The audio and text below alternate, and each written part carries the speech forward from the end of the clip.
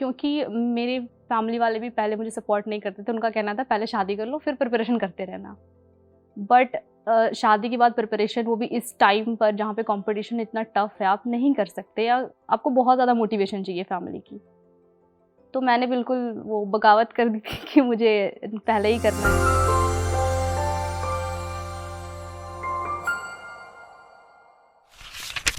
आप सभी का रामोवी टॉपर शो में हार्दिक स्वागत है। आज के इस एपिसोड में मेरे साथ हैं आसनसोल वेस्ट बंगाल से सुष्मिता शर्मा, जिनकी एसएससी सीजीएल 2020 में ऑल इंडिया रैंक 696 है और इन्हें एएसओ इन सीएसएस की पोस्ट मिली है। एसएससी सीजीएल आज की डेट में बहुत ही हाईली कॉम्पिटिटिव एग्जाम है और हर ग्रेजुएट चाहता है कि वो सीजीएल एग्जाम को क्रैक करके ऑफिसर बने, पर जो कठिन परिश्रम और सही दिशा में काम करता है उसे ही फाइनल रैंक लिस्ट में आने का मौका मिलता है। तो सुष्मिता से हम जानने की कोशिश करेंगे कि इनकी पूरी प्रिपरेशन स्ट्रैटेजी क्या रही, क्या वो चीज़ें थी जिसका ध्यान रख के इन्होंने अपनी तैयारी करी और इतनी अच्छी रैंक हासिल करी। तो चलिए सुष्मिता से मुलाकात करते हैं और इस पूरे इंटरव्यू में सवालों के माध्यम से इनसे मैं पूरी जानकारी जानने की कोशिश करूंगा आप सभी के लिए कि तैयारी में किन बातों का ध्यान रखना चाहिए और कैसे ये इंश्योर करें कि आप भी एक टॉप रैंक लेके आएँ। सुष्मिता, आपका बहुत बहुत स्वागत है रामोवी टॉपर शो में। Thank you so much sir for inviting me here. सबसे पहला सवाल कि जब आपने देखा कि आपकी रैंक फाइनली 696 है और आपको एएसओ इन सीएसएस मिला है, तो क्या रिएक्शन आपका था और आपकी फैमिली का? सर मैंने एएसओ इन सीएसएस के लिए ही एग्ज़ाम दिया था और मुझे मिल भी गई, क्योंकि मुझे आगे की प्रिपरेशन करनी थी यूपीएससी की, तो मेरे लिए बेस्ट पोस्ट थी and I was happy, my family was also happy. Right. तो रिजल्ट जब आया तो उस समय आपने खुद रिजल्ट देखा या किसी और ने आपका रिजल्ट देखा? किसी और ने देखा था, मुझे मैसेज आया था, फिर मैंने चेक किया और फिर मैंने चेक किया था। राइट।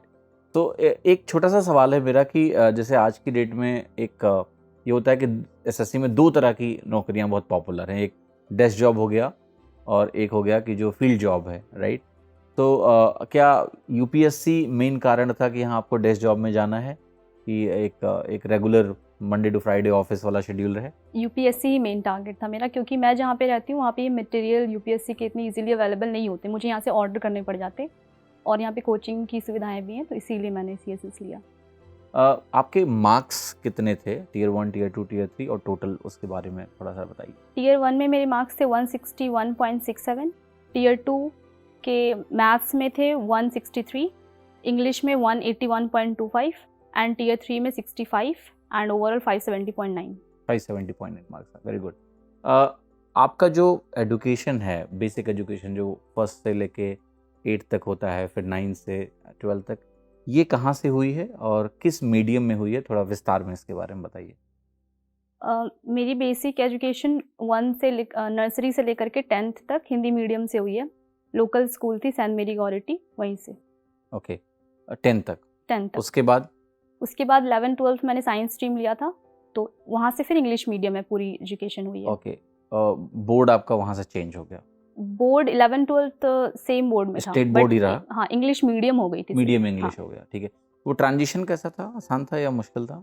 ईजी था, क्योंकि इंग्लिश मेरी ठीक थी स्टार्टिंग से ही, तो फिर मुझे उतनी दिक्कत नहीं आई। दिक्कत आपको नहीं आई, राइट। और ग्रेजुएशन फिर आपने? ग्रेजुएशन में मैंने फिजिक्स ऑनर्स किया था। Physics honours. और जो ये साइंस आप जो बोलते हो ना कि साइंस स्ट्रीम थी 12th में, तो ये पीसीएम थी या कुछ लोग पीसीएम के साथ बायो भी लेते हैं? नहीं, मेरी प्योर पीसीएम थी। तो 10th और 12th में आप कैसे स्टूडेंट थे, मतलब क्लास टॉपर वगैरह या फिर एवरेज, कैसा? मैं अपने स्कूल में 10th और 12th दोनों में ही टॉपर थी। मतलब शुरू में आपका पढ़ाई में दबदबा रहा है? हाँ। 12th के बाद जैसे जो पीसीएम स्ट्रीम के लोग होते हैं ना, वो कोशिश करते हैं इंजीनियरिंग की तैयारी करने की, आपने नहीं करी? मैंने करी थी, बट मेरा इंटरेस्ट उतना गया नहीं उधर। जेई मेंस वगैरह के लिए ट्राई किया था, बट उतना इंटरेस्ट गया नहीं। मैंने सोचा था पीएचडी करने की फिज़िक्स में ही, but for some personal reasons मैं परस्यू नहीं कर पाई, एंड इसीलिए। तो आपने फिर बीएससी के बाद हायर स्टडीज़ आपने नहीं करी? हाँ, नहीं करी। ओके, ठीक है। बीएससी में कैसा परफॉर्मेंस था आपका एकेडमिक? अच्छा था, मेरे सीजीपीए 8.21 थे और मैं कॉलेज में भी मैं टॉपर ही थी। तो जो प्रिपरेशन आपने स्टार्ट करी एसएससी को, कब से शुरू करी? फर्स्ट ईयर से मैंने थोड़ा थोड़ा पढ़ना, जैसे ही वोकैबुलरी वगैरह वो मैंने स्टार्ट कर दी थी, but main full fledged preparation मैंने स्टार्ट किया आफ्टर ग्रेजुएशन। ओके, और ग्रेजुएशन आपका कब पूरा हुआ? मेरा ग्रेजुएशन हुआ था मार्च 2019 में। एसएससी सीजीएल की तैयारी आपने कैसे सोचा कि इस एग्ज़ाम की तैयारी करनी है? थोड़ा सा इसके बारे में बताइए। एसएससी सीजीएल के जो पैटर्न है वो मेरे इंटरेस्ट से सूट करता था, क्योंकि मेरी मैथ्स और इंग्लिश अच्छी थी और इसमें ये बहुत वास्ट एरिया है इन दोनों का, तो इसीलिए मैंने इसकी प्रिपरेशन स्टार्ट करी थी। ओके, तो जो एक होता है ना सूटेबिलिटी, जो आपने बोली कि एग्ज़ाम मेरे लिए सूटेबल है, इसमें क्या एरियाज थे जो देख के आपको ज़्यादा कॉन्फिडेंस आया कि हाँ ये एग्ज़ाम क्रैक हो सकता है? मैथ्स, क्योंकि बेसिक मैथ्स पूछी जाती है इसमें, बस आपको अप्रोच सही रखना पड़ता है, और इंग्लिश भी सही से की जाए तो ईजी है, तो इन दोनों को देख करके मुझे कॉन्फिडेंस आया था। ओके, और मैं थोड़ा बात करता हूँ, आप आसनसोल से हो, तो आसनसोल में क्या गवर्नमेंट जॉब्स को लेके एक माहौल है, एसएससी वसएससी को लेके कोचिंग वगैरह वहाँ पर हैं? कैसा एटमॉस्फेयर है एग्ज़ाम्स को लेके? कोचिंग तो अवेलेबल उतने नहीं है, बट हाँ गवर्नमेंट जॉब का एक एनवायरनमेंट है, क्योंकि मेरे घर के पास ही बहुत सारे लाइब्रेरीज वगैरह है, तो उनसे भी मुझे बहुत हेल्प मिली। ओके, तो आपने जो अपनी प्रिपरेशन स्टार्ट करी, तो मोड ऑफ प्रिपरेशन क्या था? पहला स्टेप क्या लिया आपने? सिलेबस को ठीक से समझा, देखा, या कोशिश करी कि किसी कोचिंग में जाके चीज़ें पता करें? क्या कैसे शुरुआत हुई, थोड़ा बताइए? उस टाइम में मेरा एक फ्रेंड था जो इस एग्ज़ाम की प्रिपरेशन कर रहा था, तो उसने मुझे बहुत ज़्यादा गाइड की कि हाँ किस तरह का एग्ज़ाम है और क्या पैटर्न रहते हैं, एग्ज़ाम सिलेबस क्या होता है। उसके बाद मैंने यूट्यूब से ही सारी जानकारी ली है और यूट्यूब से ही मेरा प्रिपरेशन कंप्लीट हुआ। मतलब आपने कोई कोचिंग वगैरह कुछ नहीं, भी कोचिंग नहीं, नहीं। ऑनलाइन ऑफलाइन कुछ भी नहीं? नहीं। Okay, full preparation on YouTube. Yes. तो एक एक करके मैं जानना चाहता हूँ कि सब्जेक्ट वाइज, जैसे मैं बात करूँ आपसे कि जनरल अवेयरनेस है, जीएस का सेक्शन है, उसकी तैयारी आपने कैसे करी? क्योंकि being a science background student अक्सर ये होता है कि साइंस वालों को ज्योग्राफी तो अच्छी लगती है, उसके अलावा कुछ पसंद नहीं आता जीएस में, तो आपने जीएस की तैयारी कैसे करी?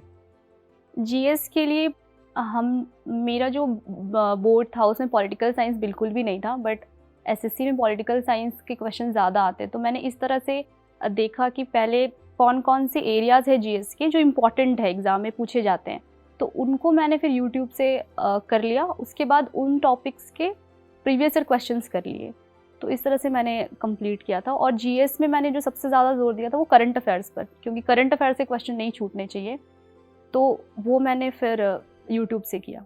ओके, तो आपकी प्रिपरेशन स्ट्रैटेजी में जीएस में मुझे समझ में आ रहा है, एक तो आपने यूट्यूब से बेसिक कवर किए टॉपिक वाइज सर्च कर करके, एंड इसके बाद आपने प्रीवियस ईयर क्वेश्चन, तो प्रीवियस ईयर क्वेश्चन की जो बुक्स आती हैं 10,000 सवाल होते हैं जीएस के, वो सारे क्वेश्चन आपने नहीं, जो इम्पोर्टेंट टॉपिक्स होते हैं, जैसे पॉलिटिकल साइंस में कुछ टॉपिक्स है, फिर क्योंकि साइंस मेरा था ही तो उसके लिए मुझे पढ़ना नहीं पड़ा था, हिस्ट्री के कुछ इंपॉर्टेंट टॉपिक्स होते हैं, तो वो टॉपिक्स को मैंने उन प्रीवियस ईयर क्वेश्चन से किया। और लूसेंट नाम की जो बुक आती है वो नहीं, आपने वो पढ़ी? मैंने नहीं की। पढ़ी नहीं? नहीं। ओके, एंड नोट्स वगैरह आपने जीएस में कुछ बनाए थे? नहीं, करंट अफेयर्स के बनाए थे, डेली करंट अफेयर्स। बाकी जो पोर्शन है उसके आपने नोट्स नहीं नहीं। बनाए? Okay, coming to the next subject जो कि है रीजनिंग। रीजनिंग की तैयारी आपने कैसे करी? रीजनिंग जब हम लोग प्रिपेयर करते थे तो काफ़ी इजी होता था, अभी तो अच्छे लेवल का आने लग गया है, तो उस वक्त प्रीवियस ईयर क्वेश्चन से मैंने प्रिपेयर किया था, एंड देन जो टॉपिक मुझे ऐसा लगता था कि इसमें मुझे थोड़ी ज़रूरत है करने की, तो वो मैं यूट्यूब से किसी भी चैनल का कर लेती थी, उसके बाद वैसे कंप्लीट प्रिपरेशन की है मैंने। Okay, coming to to very important subject, at least 2020 के एग्ज़ाम में तो मैथ्स और इंग्लिश 200-200 नंबर के रहे हैं मेंस में, अभी तो वेटेज कम हो गया है नए पैटर्न में, तो वो जो मैथ्स का सेक्शन था वो आपने किस तरह से तैयार किया? कहाँ से आपने मैथ्स को यूट्यूब से पढ़ा? मेरे मैथ्स में बेसिक्स क्लियर थे, मतलब मैं कोई भी क्वेश्चन एक्स वगैरह मान के कर लेती थी, बट फिर मुझे पता चला कि इससे काम नहीं चलेगा, तो मैंने फिर यूट्यूब से प्रिपरेशन स्टार्ट की। सबसे पहले तो मैंने बेसिक्स अभिनय शर्मा सर के वो वीडियोज़ वगैरह देखे और वीडियोज़ देख करके नोट्स बनाए, और मैं इस तरह से प्रिपेयर करती थी। मैथ्स का जैसे एक चैप्टर है तो मैंने पहले उसको यूट्यूब से देखा, फिर उसके नोट्स बनाए, फिर उसको रिवाइज़ किया, एंड देन फिर राकेश यादव सर की जो बुक थी उससे उस चैप्टर को कर लिया, एंड देन जो लेटेस्ट 1-2 साल के टीसीएस पैटर्न के क्वेश्चन है उनको कर लिया, तो इस तरह से मेरा एक चैप्टर कंप्लीट रेडी हो जाता था। फिर मॉक्स वगैरह में मुझे इतना इंश्योर करना पड़ता था एटलीस्ट इस चैप्टर से मेरा कोई क्वेश्चन छूटना नहीं चाहिए, तो इस तरह से करके मैंने पूरे चैप्टर्स प्रिपेयर किए थे। एंड मैथ्स में जैसे कैलकुलेशन है और बहुत सारी चीज़ें ऐसी होती हैं, सवाल में लॉजिकल थिंकिंग है या क्वेश्चंस को नए अप्रोच से सॉल्व करना, तो उन सब चीज़ों को आपने कैसे अपग्रेड किया? मैथ्स में मेरा ये एक ड्रॉबैक था कि मैं कैलकुलेशन थोड़ा सा, तो वो मैंने प्रैक्टिस से ही की। मेरी अच्छी नहीं थी कैलकुलेशन, बट स्टिल मैंने बहुत प्रैक्टिस की थी क्योंकि वहीं लैक हो रहा था। तो उसके लिए मैंने कोई ऐसे वीडियोस वगैरह नहीं देखी, खुद से प्रिपेयर किया, जैसे आप या कोई और टीचर जब वो करते थे सॉल्यूशन, तो फिर मैं देखती थी कि हाँ कैसे कर रहे हैं, तो उन सब चीज़ों से मैंने आइडिया लिया था। Okay okay. And previous year question का इस्तेमाल आपने मैथ्स में किया? जी, किया। किस तरीके से उसको यूज़ किया? क्या सारे क्वेश्चन आपने प्रीवियस ईयर के सॉल्व किए? इनिशियली तो जब मैंने प्रिपेयर किया तो राकेश यादव सर की जो बुक आती है उसमें ऑलमोस्ट प्रीवियस ईयर ही होता है, तो उसको मैंने लगभग 5-6 बार किया है। उसके बाद मैंने टीसीएस के जो क्वेश्चंस थे उनको बहुत बार किया, क्योंकि अब वैसा ही पैटर्न आता है, रिपीट होता रहता है। तो वो मेरा ऐसा था कि एटलीस्ट इस टाइप के क्वेश्चन अगर सेम आ जाए तो वो छूटने नहीं चाहिए। तो इसीलिए मैंने प्रीवियस को जैसे याद कर लिया था मैंने बिल्कुल। एक छोटा सवाल है मेरा कि जैसे यूजुअली क्या है आज की डेट में, जब बच्चा सेल्फ स्टडी करता है तो उसको बहुत सेल्फ डाउट्स भी रहते हैं कि मेरी दिशा सही है या नहीं सही है। जो यूजुअली मैथ्स में सेल्फ स्टडी बच्चे करते हैं वो मैथ्स में पहले से ठीक होते हैं, राइट? तो अब मेरा एक सवाल है कि आपके 10th में मैथ्स में कितने मार्क्स थे? बिकॉज मुझे आपका जो कॉन्फिडेंस है कि भाई मेरे को कोई कोचिंग नहीं चाहिए, मेरे को मैं खुद से तैयारी कर सकती हूँ, मैं सर्च कर करके सब समझ जाऊँगी, तो वो कॉन्फिडेंस तभी आता है जब आप पहले से अच्छे हो उस सब्जेक्ट में, बेसिक्स आपके क्लियर। आपने बोला भी कि आपके बेसिक्स क्लियर थे एक हद तक। कितने मार्क्स थे आपके मैथ्स में 10th में? मैथ्स में 10th में 99 आउट ऑफ 100 थे। ग्रेट। तो ये कॉन्फिडेंस आपके अंदर मुझे लगता है पहले से था कि हमें कोचिंग की नीड नहीं, हम खुद से इसको जी। कवर कर लेंगे। बहुत अच्छी बात है। अपनी स्ट्रेंथ को जानना बहुत ज़रूरी है और वो आपको पता था कि हम इस एग्ज़ाम को अपने तरीके से पढ़ के भी कर सकते हैं, जो नहीं समझ में आएगा वो हम यूट्यूब से कवर कर लेंगे। Yes. Very good. इंग्लिश की तैयारी कैसे करी आप? किन रिसोर्सेज का यूज़ किया? इंग्लिश के लिए मैंने नीतू मैम की जो बुक आती है वॉल्यूम 1, वॉल्यूम 2 और एमबी पब्लिकेशन की एक बुक आती है जिसमें कि सारे प्रीवियस से क्वेश्चंस होते हैं वो, और बाकी वोकैबुलरी वगैरह मुझे मॉक वगैरह से मिलते तो मैं नोट कर लेती थी, और मॉक टेस्ट्स वगैरह से इन सब से ही किया है मैंने। इसके लिए एक नियॉन क्लासेस में एक मैम थी, तो उनसे मैंने PQRS वगैरह और RC वगैरह के ट्रिक्स उन्होंने जो बताए थे वो मुझे बहुत बहुत हेल्पफुल लगे, तो वो मैंने वहाँ से किया था। Okay. And previous year questions के रिवीजन आपने वो किए मैंने होंगे, right? रिवीजन किया। थोड़ा सा इंग्लिश में जैसे वोकैबुलरी है, वोकैबुलरी में रिटेंशन, यस। शब्द कैसे याद रहें, उसके बारे में थोड़ा बताएंगे? कुछ टेक्निक्स आपने यूज़ करी हो अगर? सर जैसा कि मैंने बताया, मैंने फर्स्ट ईयर में जब थी तो मुझे SSC के बारे में पता लगा था, तो उस टाइम से मैंने वोकैबुलरी थोड़ी थोड़ी पढ़नी शुरू कर दी थी। तो ऑलमोस्ट 2 साल तक तो मैं पढ़ती रही कहीं ना कहीं से, तो वो मुझे रिटेंशन में उस टाइम प्रॉब्लम नहीं आई थी। ओके, मतलब आपको वर्ड्स याद थे? हाँ, याद काफ़ी रहते थे। ओके। ग्रामर वामर सारा आपने जैसे बताया नीतू मैम की बुक से हाँ। आपने कवर किया पूरा? ठीक है। तो अभी मैं वापस आपको मैथ्स में लेकर आ रहा हूँ क्योंकि मैथ्स में थोड़ा ज़्यादा इंटरेस्ट है मेरा। तो मैथ्स में जो बच्चों की छोटी छोटी दिक्कतें हैं, जैसे कैलकुलेशन को लेके स्पेशली वो फेयरफुल रहते हैं क्योंकि स्पीड स्लो होने का कारण ही होता है उनसे कैलकुलेशन नहीं होती। उन्हें बेसिक्स आते हैं, बेसिक्स पढ़ लिया है, टॉपिक भी ख़त्म है, सब कुछ है, लेकिन इम्प्रूवमेंट नहीं है, स्कोर इम्प्रूवमेंट नहीं है, मॉक में कम नंबर आते हैं। तो अब जैसे कई सारी चीज़ें हैं कि वो कैलकुलेशन के लिए क्या क्या करें। तो रेदर देन मैं आपसे ये पूछूं कि वो क्या करें, मैं आपसे पूछता हूँ कि आपने क्या किया। तो पहला सवाल मेरा ये है कि आपको टेबल्स कितने तक याद थी? 30, 40, 50, 20? 20 तक है। मुझे भी 20 तक ही टेबल याद थी, और अक्सर लोग मुझे मिलते हैं जिनको 30, 40 याद हैं, तो मैं कहता हूँ कि ये एलियन स्किल वाले लोग हैं, मुझे नहीं पता इतना टेबल्स। 20 तक की टेबल्स आपको याद थी। स्क्वायर्स कितने याद थे आपको? 20 तक की। 20 तक के स्क्वायर। क्यूब्स? 13, 14। 13, 14 तक के क्यूब्स याद है। तो ये बच्चों के लिए मैसेज है कि बहुत ज़्यादा कैलकुलेशन को लेके पैनिक मत होइए। देखिए टॉपर आपके सामने बैठा है और इन्होंने भी ऐसा नहीं कि क्यूब्स 30 तक याद कर रखे हैं या स्क्वायर 50 तक याद कर रखे हैं, ऐसा कुछ भी नहीं है। आई थिंक एबिलिटी होनी चाहिए कि जो अगर 20 तक की टेबल याद है तो उसका यूज़ कर पाना, अगर 25 इंटू 7 भी करना है या 23 इंटू 7 भी करना है तो आप उसको ब्रेक करके कर सकते हैं। एक और एस्पेक्ट है कि 4 सब्जेक्ट हैं, मैथ्स, इंग्लिश, रीजनिंग, जीके। किसी का कोई प्रेफर्ड सब्जेक्ट हो जाता है, जैसे मैथ्स बहुत लोगों को पसंद आता है क्योंकि उसको सॉल्व करने में मज़ा आता है। आपका चारों सब्जेक्ट में फेवरेट सब्जेक्ट क्या था? इंग्लिश फेवरेट था, और ये एक अलग सा जवाब मुझे लग रहा है क्योंकि लोग इंग्लिश से बोर होते हैं एंड दैट्स वाई उनको इंग्लिश पढ़ने का कम मन करता है, मैथ्स ज़्यादा लगाते रह जाते हैं। अब मेरा जो क्वेश्चन है इससे जुड़ा हुआ वो यही है कि जब 4 सब्जेक्ट हैं आपको पढ़ना है, 4 सब्जेक्ट एवरी डे, तो वो बच्चा टाइम कैसे डिवाइड करे, आपने कैसे किया कि वो कितना टाइम किस सब्जेक्ट को दे ताकि उसकी प्रिपरेशन बैलेंस रहे? सर मुझे लगता है कि रीजनिंग के लिए तो आधे घंटे से ज़्यादा एक दिन में नहीं देना चाहिए, और जीएस में आप 1 घंटे दे सकते हैं डेली। और इंग्लिश और मैथ्स में से जो आपकी वीक है उसको आप ज़्यादा टाइम दीजिए। अगर आपकी मैथ्स वीक है तो आप 3-4 घंटे भी दे सकते हैं, और इंग्लिश के लिए 2 घंटे इज़ इनफ। 2 घंटे। करंट पैटर्न में आई थिंक जो पैटर्न चेंज हुआ है इसमें अब बच्चे थोड़ा सा ज़्यादा बैलेंस डिसीजन ले पाएंगे, क्योंकि अब जीएस भी मेंस में है, यस। हाँ, रीजनिंग भी मेंस में है, मैथ्स इंग्लिश तो था ही पहले से, तो अब चारों सब्जेक्ट होने से आई थिंक थोड़ा जजमेंट आसान है। Yes. पहले ये था कि जीएस को जीएस को कम कम टाइम टाइम देते देते थे लोग, राइट, एग्री। अब मैं आता हूँ एक अगले इम्पॉर्टेंट पॉइंट पे, आई थिंक कि बच्चा कितना भी पढ़ ले अगर उसकी प्रैक्टिस मॉक के थ्रू नहीं करता है तो वो लैग करता है। तो यूजुअली जितने भी टॉपर्स होते हैं वो आके यही बोलते हैं कि मॉक्स हमने खूब सारे दिए। आपने कितने मॉक्स दिए होंगे, पहले इसके बारे में जरा बताइए। क्योंकि मेरा ये सेकेंड अटैम्प्ट है तो मैंने फर्स्ट अटैम्प्ट में बहुत सारे, क्योंकि उस टाइम कोविड चल रहा था तो मुझे बहुत ज़्यादा टाइम मिल गया था। तो सुपर मॉक्स में जैसे 40 मॉक्स होते थे तो मैंने सारे दिए हैं। टेक्स्ट बुक में भी 40 के अराउंड मॉक्स होते थे तो सारे दिए। और वैसे लगभग फर्स्ट अटैम्प्ट में मैंने 200 प्लस ही मॉक्स दिए थे। तो सेकेंड अटैम्प्ट में मुझे इतना वक्त भी नहीं मिल पाया था स्टडी के लिए, फिर भी 50 प्लस मॉक्स मैंने सेकेंड अटैम्प्ट में भी दिए। टीयर 1 के? टीयर 1 के, हाँ। टीयर 1 के, ठीक है। तैयारी जैसे जब आपने शुरू करी और आपका टीयर 1 एग्जाम आने वाला, तो आपने कहा कि चूंकि ये सेकंड अटेम्प्ट था, आपने पहला अटेम्प्ट एक बार दे रखा था, तो फर्स्ट अटेम्प्ट में आपका परफॉर्मेंस क्या था, थोड़ा उसके बारे में बताएंगे? फर्स्ट अटैम्प्ट में मेरे टीयर 1 टीयर 2 तक तो ठीक मार्क्स थे, बट टीयर 3 में बहुत ज़्यादा कम मार्क्स मिल गए थे। मुझे 40 मार्क्स मिल गए थे और इसलिए मेरा 1.5 मार्क्स से रह गया था। और कुछ प्रॉब्लम्स भी हो गई थी कि मेरे मेंस के पहले ऑपरेशन वगैरह का सीन था, तो उस टाइम थोड़ा नर्वस हो गई थी मैं बहुत ज़्यादा, तो इस वजह से भी थोड़ा सा रह गया था मेरा। तो लेकिन वो एक्सपीरियंस आपको इस अटेम्प्ट में हाँ, बहुत बहुत काम आया, क्योंकि मैंने सेकेंड अटैम्प्ट में मैंने बस 1 से 1.5 महीने ही पढ़ाई की, लेकिन पूरा का पूरा मेरा क्रेडिट फर्स्ट वाले अटैम्प्ट की पढ़ाई का ही है।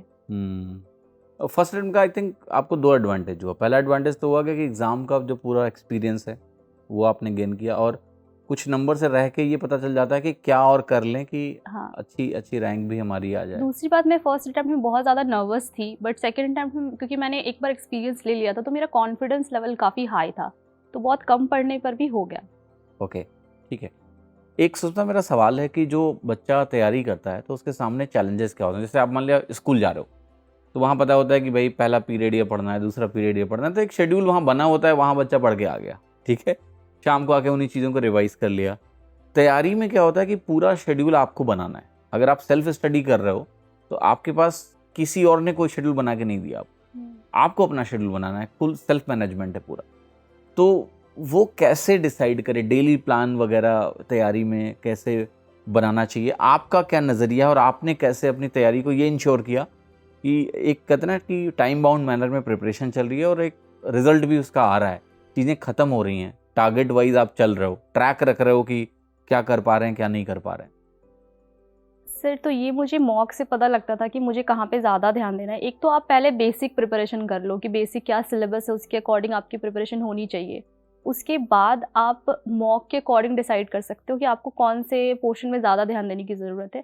जैसे मेरे मैथ्स में अगर कम मार्क्स आ रहे हैं तो जाहिर सी बात है मुझे मैथ्स को टाइम ज़्यादा देना पड़ेगा, और उसमें भी कौन से किस वजह से क्वेश्चंस गलत हो रहे हैं ये सब आपको ध्यान देना पड़ेगा, और उस अकॉर्डिंग आपको टाइम उसको देना पड़ेगा। तो मेरा तो ये था, मॉक्स के अकॉर्डिंग मैं टाइम डिवाइड कर देती कि मुझे क्या करना है। मॉक एनालिसिस किया आपने? हाँ, और उससे आपने अपने वीक एरियाज आइडेंटिफाई हाँ, किया और उस पर फिर आपने काम तो किया। काम किया। और थोड़ा एग्जांपल देंगे इसका कि जैसे कैसे मैं मैथ सब्जेक्ट की बात कर रहा हूँ मान लिया, तो आपने अपने वीक एरिया कैसे पता किया और उस पर फिर क्या इम्प्रूवमेंट की स्ट्रैटेजी थी आपकी कि ये करने से इम्प्रूवमेंट होगा? जैसे कि अगर मैं मॉक्स दे रही हूँ और उसमें मेरे इन केस 3-4 क्वेश्चन गलत हो गए, तो एक तो मैं गलत को देखती थी, मैं सही जो होते थे वो भी देखती थी, और उसके जो मॉक में सॉल्यूशन दिए होते थे अगर मुझे बेटर लग रहे हैं तो मैं उनको अप्रोच करती थी, वरना मैं अपने में रहती थी। और जो गलत होते थे तो मैं उनको चेक करती थी कि क्यों गलत हो गए। एक तो कैलकुलेशन की वजह से सिली मिस्टेक्स होते थे तो वो हो गया, और भी आपको कंसेप्ट ही नहीं पता, कंसेप्ट पता होने की वजह से भी आप कहीं पे अटक गए, तो वो सब चीज़ें मैं देखती थी ताकि वो मैं रिपीट ना करूँ वापस। और सबसे ज़्यादा दिक्कत होती है जब आपको आते हुए आप सिली मिस्टेक करके गलत कर देते, तो मैं ऐसा करती थी कि मैं बिल्कुल याद रखती थी कि हाँ मेरे क्यों गलत हो गए थे। जैसे एक एग्जांपल मैं दूंगी, कभी कभी मेरे साथ बहुत बार ऐसा हुआ है कि डायमीटर पूछ लेते हैं, मैं रेडियस लगा के आ जाती हूँ। और रेशियो जैसे मिल्क एंड वाटर दिया तो वाटर मिल्क लास्ट में पूछ लेते हैं, तो वो गलत हो जाते हैं। तो इस तरह के क्वेश्चन गलत नहीं होने चाहिए, तो इन सब चीज़ों को ध्यान रखती थी। और इस तरह आपको देखना पड़ेगा कि आप क्यों गलत कर रहे हैं कोई क्वेश्चन, तो उस पर आपको वर्क करना पड़ेगा। और ये तो मैथ्स हो गया, बाकी सब्जेक्ट में जैसे वोकैबुलरी है, इंग्लिश में तो चांस लेना ही पड़ता है। बिल्कुल। ऐसे सब्जेक्ट हैं कि जहाँ पर आपके हाँ। 50-50 वाले ऑप्शंस काफ़ी होते हैं, तो वहाँ आप कैसे इसकी एनालिसिस करते थे कि ये भी देखते थे कि ये क्या हाफ हार्टेड आंसर हमने लगाया था और इसलिए गलत हो गया, क्या स्ट्रैटेजी उसमें होती थी आपकी? इंग्लिश में कॉम्प्रिहेंशन पर है सारी चीज़ें, और जैसे नीतू मैम ने बहुत ही क्लियरली रूल्स दिए हुए हैं, तो अगर आपको कोई रूल पता थे उसकी वजह से भी अगर गलत हो गया है तो आपको वो रूल याद करना पड़ेगा। आपको जो चीज़ें याद है वो गलत नहीं होनी चाहिए। और सिनोनिम एंटोनिम में कभी कभी ऐसा होता है कि आप सिनोनिम लिखा आप एंटोनिम लगा देते हो, तो इस तरह की गलतियाँ नहीं करनी है। और आपको ऐसा लग रहा है कि ये वर्ड आपको नहीं पता था, तो मैंने बिल्कुल एक कॉपी बना रखी थी, अगर जो मुझे वर्ड्स रेलिवेंट लगते थे और नहीं पता होते तो मैं नोट कर लेती थी, फिर रिपीट करती थी। और 2-3 बार ऐसा हुआ भी कि एग्जाम में ही आ जाते हैं वो वर्ड्स, तो उससे काफ़ी फ़ायदा मिलता है। हुँ। और इंग्लिश में, जैसे इंग्लिश सब्जेक्ट की मैं बात करता हूँ कि बहुत सारे बच्चे होते हैं इंग्लिश में काफ़ी वीक, हम्म। और आपको क्या लगता है कितने टाइम में, क्योंकि आपका इंग्लिश में काफ़ी इंटरेस्ट रहा है जैसा आप बोलते हो, वो इंग्लिश में ये इंश्योर कर सकता है कि उसके एग्ज़ाम में बहुत अच्छे मार्क्स हों? क्योंकि अभी भी जो नया पैटर्न आया है उसमें इंग्लिश को प्रायोरिटी दी गई है, 135 मार्क्स का इंग्लिश है अभी टियर 2 में। सो कितनी तैयारी आपको लगता है इंग्लिश सब्जेक्ट के लिए सफिशिएंट है उसको मास्टर करने के लिए? सर मैंने पहले फर्स्ट जब मैंने अपना अटेम्प्ट दिया था उस टाइम मैंने नीतू मैम और इन सब बुक्स को बहुत अच्छे से किया था। उसके बाद सेकेंड अटेम्प्ट से पहले मैं इंग्लिश की टीचर बन गई थी, मैंने पढ़ाना स्टार्ट कर दिया था, तो मुझे रिटेंशन में प्रॉब्लम नहीं होती थी। बट मैं सबको ये बोलना चाहूँगी कि 2 चैप्टर्स हैं इंग्लिश के जो उन्हें बहुत अच्छे से करने चाहिए, एक वर्ब एंड एक टेंस। इससे इंग्लिश के बेसिक्स अच्छे हो जाते हैं। एंड जब बेसिक्स अच्छे हो जाए तो आप रीडिंग करना शुरू कर दो, जिससे आपको समझ में आने लग जाए धीरे धीरे करके। और वोकैबुलरी वगैरह सब रिटेंशन के ऊपर में, लेकिन इंग्लिश इज़ अ लैंग्वेज तो आपको समझना इंपॉर्टेंट है उसमें, तो उसके लिए 2 चैप्टर्स एंड फिर आप कुछ भी रीड कर सकते हो। ज़रूरी नहीं है कि हिंदू एंड ऑल, कुछ भी स्टोरी, जिस भी चीज़ में आपका इंटरेस्ट है वो। तो इंग्लिश आपने बोला आपने पढ़ाना शुरू किया था, किस एग्जाम के बच्चों को पढ़ा रहे थे आप? एसएससी ही, एसएससी वहीं आसनसोल में ही? आसनसोल में ही। Very good, that's great. I think ये बोला भी जाता है किसी भी चीज़ में अगर आपको ज़्यादा क्लैरिटी चाहिए तो उसको आप पढ़ाना हाँ, शुरू कर पढ़ाना दो, शुरू कर। राइट? क्योंकि जब आपको किसी को समझाना होता है तो उस प्रोसेस में आप बहुत क्लियर होते जाते हो उन चीज़ों में। Very good. इनफैक्ट मैंने मैथ्स भी पढ़ाना स्टार्ट किया था, और मैथ्स जब मैंने पढ़ाना शुरू किया तो मुझे बहुत सी चीज़ें ऐसी पहले नहीं पता थी जो मुझे पढ़ाते पढ़ाते एकदम से पता लग पता जाती थी। चलती है, दैट्स द हाँ, प्रोसेस, बिल्कुल। कि वहीं आप पढ़ा रहे हो और आपको लगता है हाँ, अरे यार दिमाग ये में आ ऐसा जाता था। है। ठीक है, वेरी गुड।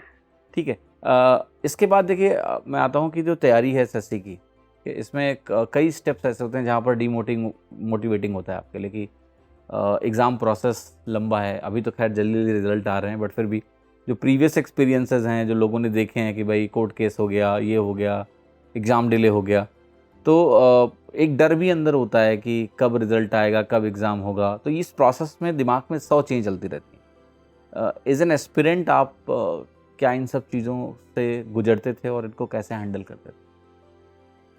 मैंने जब फर्स्ट अपना दिया था अटेम्प्ट, तो उस टाइम सबसे बड़ी प्रॉब्लम थी कोविड की वजह से 6-7 मंथ्स डिले हो गया था मेंस का एग्ज़ाम। तो उस टाइम बहुत ऐसा लगता था कि कोई फ़ायदा नहीं है एग्ज़ाम दे करके, कितना टाइम हो रहा है, इससे अच्छा कुछ और कर लेती। बट ये चीज़ें आपके दिमाग में 2 से 3 दिन से ज़्यादा नहीं होनी चाहिए, वरना आप ख़राब कर दोगे अपनी प्रिपरेशन। तो आप इतना मोटिवेटेड रहो कि आप, demotivation is very normal thing, सबको होता है, बट आप उसको कितनी जल्दी टैकल करके पॉजिटिव वापस से हो जाते हो, दैट मैटर्स। एक और चीज़ कि जैसे कंपटीशन का क्या व्यू पॉइंट होता है जब आप एस्पिरेंट होते हो? कि अभी तो आप सेलेक्ट हो गए, सेलेक्ट होने के बाद चीज़ नॉर्मल भी लगने लगती है, क्या ठीक है फालतू में परेशान थे, बट ड्यूरिंग प्रिपरेशन कितना कंपटीशन के बारे में आप सोचते हो कि कितना कंपटीशन है, होगा या नहीं होगा? वो जो सेल्फ डाउट क्रिएट होता है यही सोच के कि एक मॉक खराब हुआ और अंदर से लगने लगता है कि शायद एग्जाम में ना हो। इसके बारे में थोड़ा बताएं कि वो जो साइकोलॉजी होती है ड्यूरिंग प्रिपरेशन वो क्या होती है? एस्पिरेंट्स ज़्यादा रिलेट कर पाएंगे यस। एंड अभी चूंकि आप सेलेक्ट भी हो चुके हो, अब आप रिफ्लेक्ट करके उनको क्या मैसेज देना चाहोगे कि ऐसा हो तो ऐसा करो? ये सबके साथ होता है, टॉपर्स हो, नॉर्मल हो, सबके साथ होता है कि आपने बहुत प्रिपरेशन करी, देन मॉक दिया और आपके मार्क्स नहीं आए सही। तो मैं मार्क्स से ज़्यादा ना परसेंटाइल पे देखती थी कि हाँ मेरे परसेंटाइल कितने रह रहे हैं। तो मैं बोलूँगी अगर आपके 95 परसेंटाइल से ऊपर है तो आप थोड़ा रिलैक्स रहो कि हो जाएगा आपका, ज़्यादा डरने की ज़रूरत नहीं है। और डिमोटिवेशन हो रहा है सबके साथ होता है, लेकिन आप प्रिपरेशन छोड़ो मत, उसको करते जाओ और अच्छा हो ही जाएगा। अगर आप राइट ट्रैक पर हो, अपने गलतियों को देख रहे हो, सही कर रहे हो, तो वो हो जाएगा। ओके।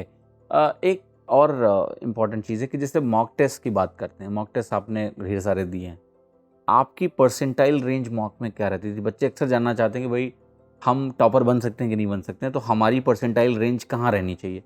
क्योंकि टेस्ट में कई सारे एक्सेप्शनल परफॉर्मर्स होते हैं।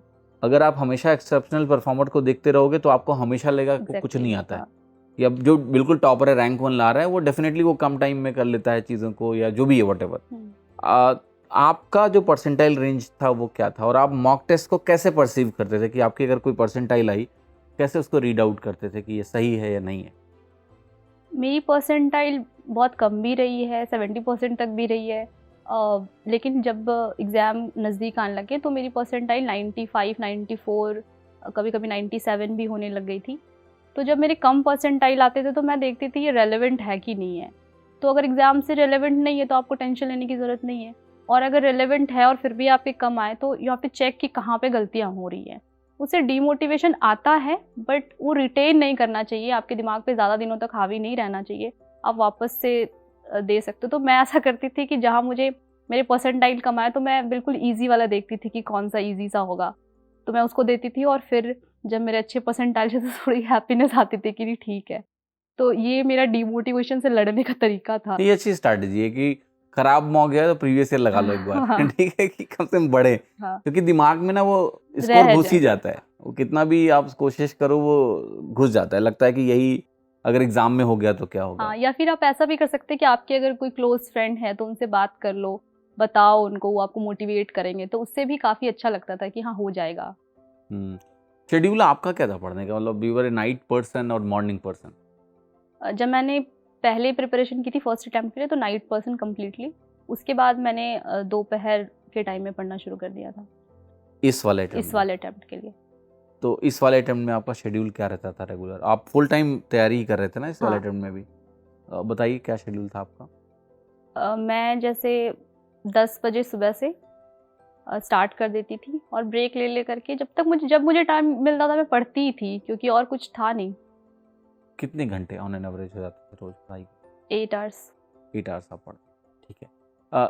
एक और मेरा क्वेश्चन है आपसे कि प्रिपरेशन के दौरान जैसे सोशल मीडिया का इस्तेमाल है, वो कितना आपका था? क्या आप सोशल मीडिया पे थे या बिल्कुल भी नहीं? व्हाट्सएप ग्रुप में मैं थी, और इंस्टाग्राम, फेसबुक ये सब मैंने अनइंस्टॉल कर दिए थे। एंड टेलीग्राम ग्रुप वगैरह? हाँ, टेलीग्राम ग्रुप थे, बट डाउट ग्रुप्स नहीं थे, जैसे जिसमें पीडीएफ्स वगैरह आती हैं, आपके चैनल या गगन प्रताप सर के चैनल, उन सब में मैं थी। पीडीएफ के लिए हाँ, कि क्वेश्चन पीडीएफ्स पीडीएफ वगैरह के वगैरह लिए, मिल जाएं यस। आप? बाकी डाउट ग्रुप्स के लिए आप टेलीग्राम पे नहीं थे? नहीं, तो डाउट्स आप कैसे क्लियर करते थे आपस में? डाउट्स तो वैसे मॉक्स वगैरह से मेरे क्लियर हो जाते थे, बट मेरे साथ एक मेरा फ्रेंड भी प्रिपेयर कर रहा था, तो उससे भी मेरे काफ़ी, क्योंकि वो उसने 2-3 साल प्रिपेयर कर लिया था तो उसको काफ़ी आइडिया था, तो वो मुझे काफ़ी चीज़ें सिखाता था, तो उससे मैंने क्लियर किए। तो तैयारी में ये एक बड़ा अच्छा क्वेश्चन है कि कई सारे बच्चे ऐसे हैं जो कहते हैं हमारा कोई सर्कल नहीं है प्रिपरेशन का। ठीक है, आपका क्या मानना है कि सर्कल की रिक्वायरमेंट है प्रिपरेशन में या नहीं? तो वो क्या साइकोलॉजिकली और पढ़ाई में बेनिफिट करता है या नहीं? मुझे लगता है अगर कोई एस्पिरेंट आपके जैसा सीरियस है तो अगर आप उसके साथ सर्कल बनाओ तो वो बहुत ज़्यादा हेल्प करता है, क्योंकि ऐसा हो सकता है कि आपको कोई चीज़ ना आती हो, उसे आती हो, वो आपको सिखा दे, तो इस तरह से सीखने के लिए टाइम कम हो जाता है। जैसे उसकी कैलकुलेशन काफ़ी अच्छी थी, मेरी इतनी अच्छी नहीं थी, तो मैंने उससे बहुत सारे कैलकुलेशन सीखे हैं। जैसे मेरा ट्रिग्नोमेट्री अच्छा था, उसका उतना खास नहीं था, ज्योमेट्री अच्छा था, तो उसने मुझसे सीखा है। तो डिस्कशन होते थे, या वोकैबुलरी, जैसे बीच-बीच में हम लोग पढ़ते-पढ़ते कभी कुछ भी वोकैबुलरी पूछ लेते थे, तो इस तरह से एक दूसरे को हेल्प मिलती है काफ़ी। लेकिन अगर कोई बंदा सीरियस नहीं है और बस एज अ फ्रेंड आपके साथ है कि आप पढ़ रहे हो तो आपको डिस्टर्ब करते हैं, तो ऐसे लोगों से प्रिपरेशन के दौरान दूर ही रहना चाहिए। आई थिंक जब कॉमन गोल्स हैं तो वो Yes. फिर बेनिफिशियल भी है, और एंड आई थिंक ये मोनोटनी को भी ब्रेक करता Yes. है ना, कि जैसे आप अकेले पढ़ते जा रहे हो हाँ, मेरे And- घर के बगल पे एक लाइब्रेरी हुआ करती तो हम लोग वहीं पे पढ़ते थे, तो 7-8 घंटे पढ़ते थे, बट लगता नहीं था बिल्कुल 7-8 घंटे पढ़ रहे, क्योंकि बीच में गप हो गया और सब कुछ, तो बहुत अच्छी जर्नी रही थी। It's better to have circle, Yes. और उसका फ़ायदा भी होता है। I agree. एक और बहुत कॉमन सी प्रॉब्लम है स्टूडेंट्स की जब वो किसी भी एग्ज़ाम की तैयारी करता है आज की डेट में, एसएससी वगैरह की, कि आज की डेट में बहुत सारा कंटेंट अवेलेबल है, बहुत सारी इन्फॉर्मेशन भी है और मिस इन्फॉर्मेशन भी है, बिकॉज हर तरफ से उनको जानकारी मिली। एक टाइम पे था कि जानकारी नहीं थी, और आज जितनी ज़्यादा जानकारी है कि पूछिए मत। मैं यूट्यूब की भी बात कर रहा हूँ, मैं बाकी सोशल मीडिया प्लेटफॉर्म्स की भी बात कर रहा हूँ, इन्फॉर्मेशन ओवरफ्लो है। Yes.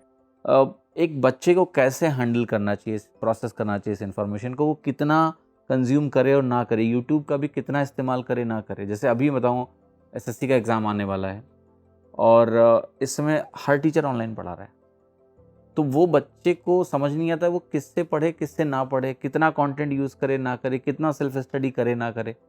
तो आपके साथ ये प्रॉब्लम्स थी जब आप सेल्फ स्टडी कर रहे थे कि भाई कंटेंट की तो कमी नहीं है, लेकिन कहीं ना कहीं तो लिमिट आपको बनाना पड़ेगा ना कि क्या देखना है क्या नहीं देखना है, तो वो क्या स्ट्रेटजी थी? सर मुझे लगता है कि यूट्यूब चैनल को चूज़ करना, ये सिलेबस और रेलेवेंसी अगर आपको पता है कि एग्ज़ाम में किस तरह के क्वेश्चन आते, तो आपको हेल्प करता है, क्योंकि कुछ ऐसे भी वीडियोस अपलोड होते हैं जिनका एग्ज़ाम से कोई लेना देना नहीं होता है। तो अगर आपने सही से प्रिपरेशन करी तो वो आपको समझ में आ जाता है। तो आप ऐसे यूट्यूब चैनल्स को, पहली बात तो कि जो रेलेवेंट हो, दूसरी बात आपके माइंडसेट और आपके समझने की शक्ति से वो मैच करते हो। आप एकदम से हाई लेवल पर चले जाएंगे तो वो भी आपको समझ नहीं आएगा, तो एटलीस्ट आप बेसिक्स जब तक करो, तो आपको जो जिन टीचर से समझ में आता हो उनको फॉलो करो। तो मैंने अपने प्रिपरेशन के दौरान बेसिक प्रिपरेशन अभिनय शर्मा सर के चैनल से की थी। उसके बाद मैंने आपके चैनल पर जो मेंस के आप क्वेश्चन सॉल्व करवाते थे, तो करने का तरीका, कैलकुलेशन का तरीका, ये सब मैंने देखा है। गगन प्रताप सर के वीडियोस मैंने देखे हैं, क्वेश्चंस जब वो सॉल्व करवाते थे। और एक भूतेश सर है इवन कोचिंग सेंटर में, उनका मैंने ज्योमेट्री वगैरह के उन्होंने अपलोड किए थे, मैं कंपाइलेशन पूरा मेंस का, तो वो मैंने देखा था।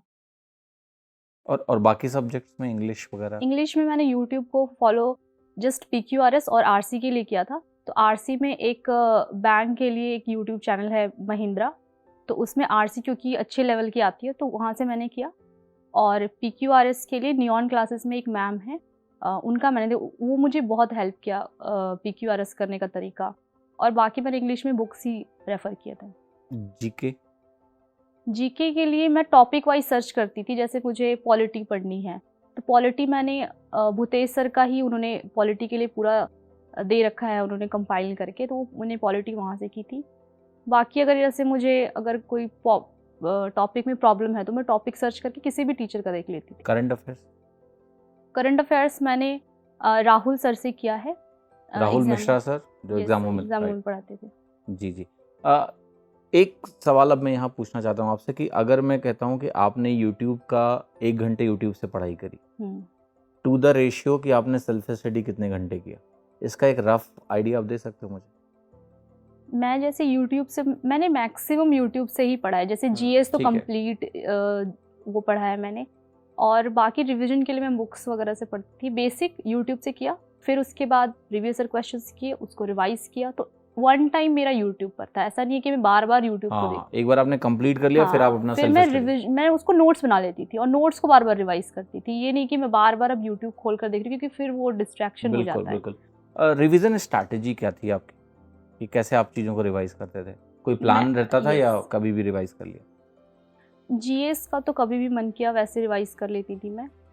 और इंग्लिश के लिए मैं वीकली, जैसे वो कैब किए मैंने 1 पेज किया 2 पेज किया, तो वीकली रिवाइज करते जाओ, वैसे वाला सीन था।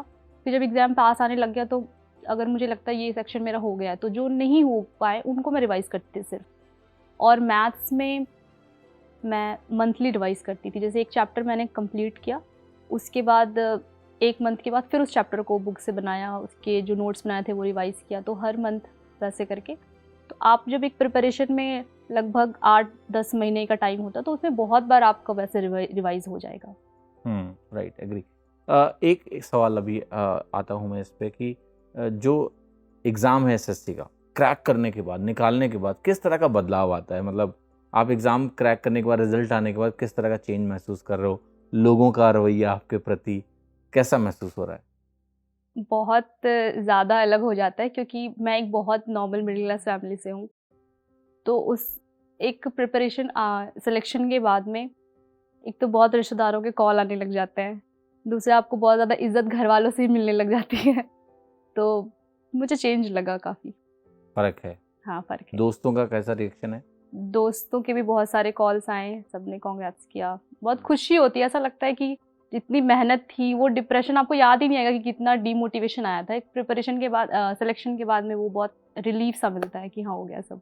तो सुष्मिता, एसएससी सीजीएल जैसा एग्ज़ाम जो है बहुत प्रेस्टिजियस एग्ज़ाम है और काफ़ी ऐसी प्रोफाइल्स भी हैं जो आई थिंक फीमेल कैंडिडेट्स के लिए बहुत सुटेबल भी हैं, राइट? जैसे अगर मैं एमईए की जॉब देखूँ, सीएसएस की जॉब्स को देखता हूँ, जो प्योर ऑफिस वर्क्स हैं, और इवन अभी बहुत अच्छा लग रहा है, कई लड़कियां इवन जीएसटी इंस्पेक्टर वगैरह भी बन रही हैं। तो कहने का मतलब है कि आपको जिस तरह की प्रोफाइल पसंद है वो ऑप्शंस यहाँ पर हैं। यस। स्टिल यहाँ पर सिलेक्शन काफ़ी कम लड़कियों का होता है रिलेटिवली, और इसका मेन कारण है कि पार्टिसिपेशन ही कम है। ठीक है, अगर हम ये नहीं कहेंगे कि लड़कियां कम सेलेक्ट होती हैं, बट लड़कियां कम ही इस एग्ज़ाम में पार्टिसिपेट ही करती हैं। उसके बहुत सारे कारण हैं, बट मुझे ये लगता है, और मैं बार बार इसके बारे में बात भी करता रहता हूँ, कि मुझे लगता है ये वो टाइम है जब अवेयरनेस फैलनी चाहिए, बिकॉज अब एक्सेस प्रॉब्लम नहीं है। आज के 5-7 साल 8 साल पहले एक्सेस प्रॉब्लम थी।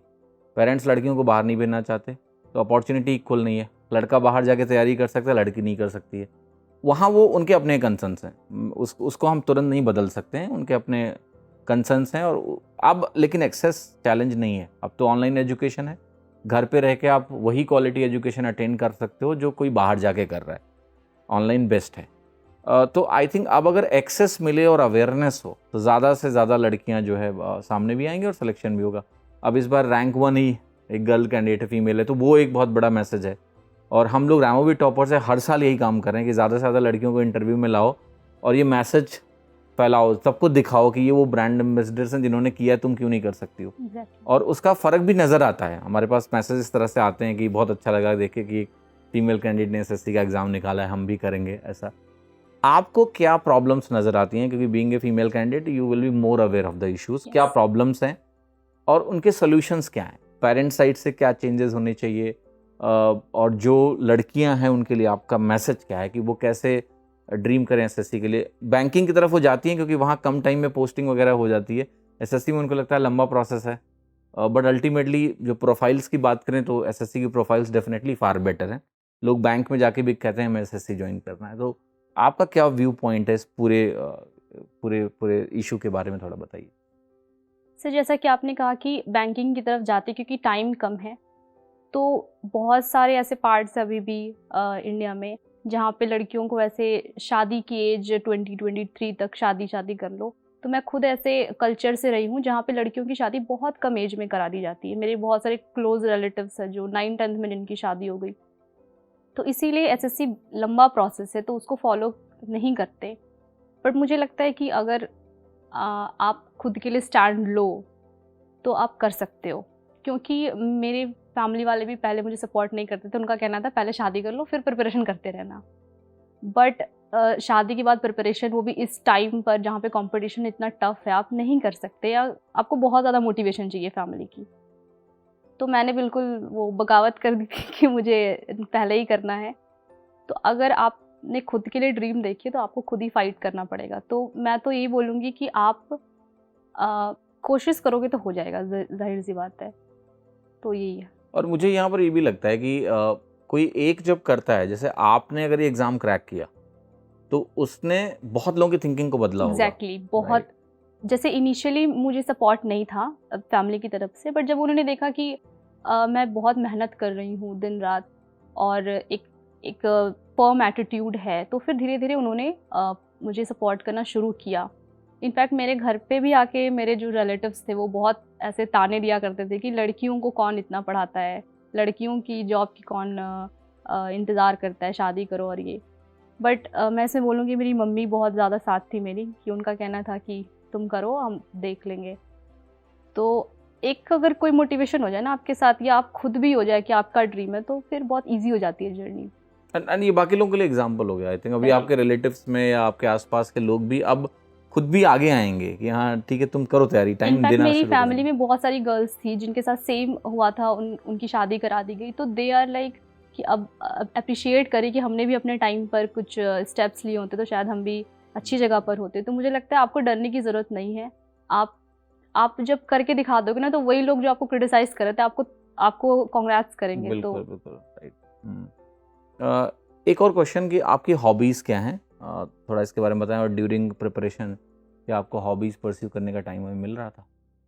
हाँ, मेरी हॉबीज़ है, नॉवेल्स मैं पढ़ती हूँ, इंग्लिश हिंदी दोनों ही, और पेंटिंग वगैरह मेरी हॉबी है, और वैसे ट्रैवल करना ये भी। ओके, तो ड्यूरिंग प्रिपरेशन टाइम इसका मिल रहा था आपको? कभी कभार मैं बीच बीच में कर लेती थी, वैसे कोई ऐसा नहीं था कि करना ही है, बट बीच में अगर कभी मन किया तो कर लेती थी। ओके। हर सक्सेस में सुष्मिता बहुत लोगों का हाथ होता है, ठीक है, जो कहीं ना कहीं डायरेक्टली इनडायरेक्टली विजिबली इनविजिबली उनका रोल होता है। तो आपकी सक्सेस में किसको आप क्रेडिट देना चाहेंगी? उनका सभी का नाम आप ले सकते हो। सबसे पहले तो God, of course, luck factor बहुत बड़ा होता है एग्ज़ाम में। आप सबसे important tier 3 full luck factor था हम लोगों के टाइम पे।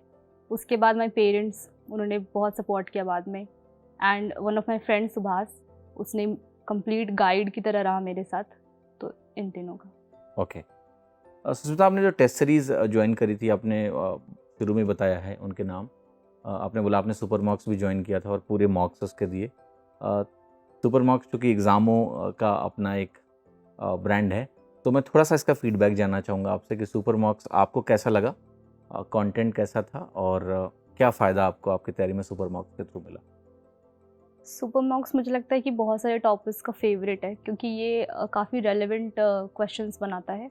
कुछ कुछ मॉक्स ऐसे होते हैं जो काफ़ी इररेलेवेंट होते हैं, बट वो समझ में आ जाता है, और वो बीच में होने भी चाहिए, क्योंकि एग्ज़ाम कब जाकर चेंज हो जाए आपको नहीं पता। वो आपको मेंटली प्रिपेयर करता है, और अगर कोई क्वेश्चन ऐसा है भी जो इररेलेवेंट है, तो एग्ज़ाम के लिए आपको प्रिपेयर कर रहा है कि हाँ कुछ ऐसे आ जाए एग्ज़ाम में। तो ओवरऑल मैं बोलूँगी कि इसकी रेलेवेंसी 80 to 85% बेस्ट मॉक है।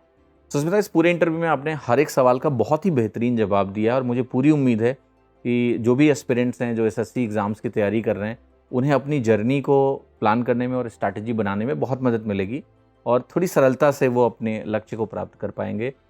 लेकिन एसएससी सीजीएल जैसा एग्ज़ाम जिसमें इतने सारे लोग इस एग्ज़ाम की तैयारी करते हैं, जैसे 2022 का जो एग्ज़ाम है सीजीएल का, उसमें 30 लाख के ऊपर लोगों ने फॉर्म भरा है, और सीटें हज़ारों में हैं, और कुछ जो टॉप रैंक्स होती हैं, टॉप 1000 को, टॉप 1500 को, उनको अपनी मनपसंद पोस्ट मिल पाती है। तो ये जो अप्स एंड डाउन्स भरी जर्नी है, इतनी हाईली कॉम्पिटिटिव जर्नी है, इस जर्नी में जो योद्धा लोग हैं जो तैयारी कर रहे हैं, उनके लिए आपका क्या संदेश है, ज़रूर बताएं।